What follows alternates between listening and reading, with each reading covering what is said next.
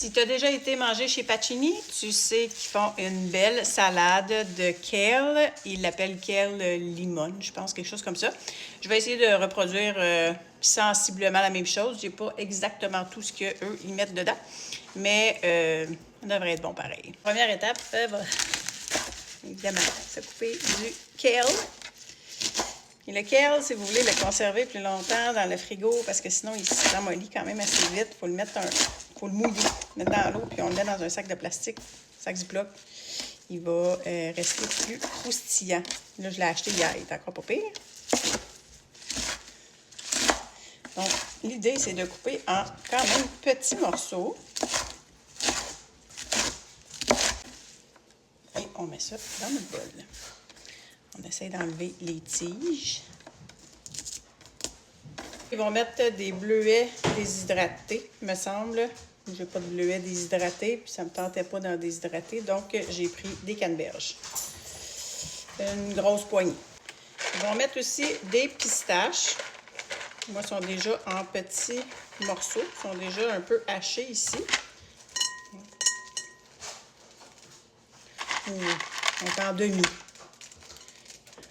Une bonne quantité de pistaches. Pas certaine s'ils mettent du parmesan, mais en tout cas, ils m'en ont offert à la table. Donc, je trouvais ça super bon avec le parmesan. Donc, je vais en mettre tout de suite. Je vais en ajouter aussi à la fin. Je ne sais pas si dans la recette initiale, s'il y en a. Du parmesan.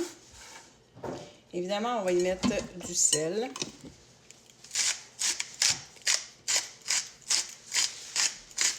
Puis là, le mélange d'huile et l'huile, je ne sais pas. C'est sûr qu'ils mettent du jus de citron parce que c'est ça le nom de la salade.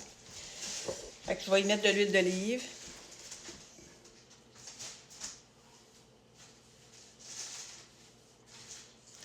Et du jus de citron.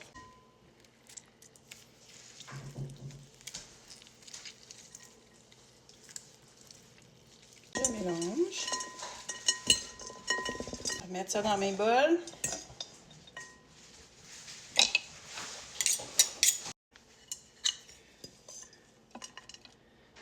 Avec les pistaches. Et un peu de parmesan pour terminer.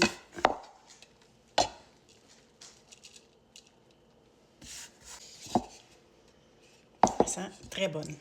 Évidemment, je ne mangerai pas juste ça, parce que je vais avoir faim.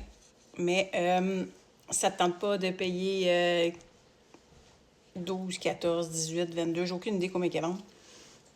D'après moi, tu peux t'en sortir en bas de 5 piastres.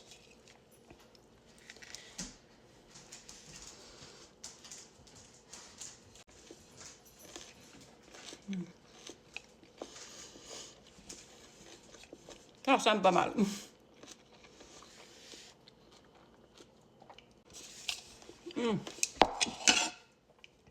On aurait juste à apprendre à faire la morue en croûte, mettre sur le dessus.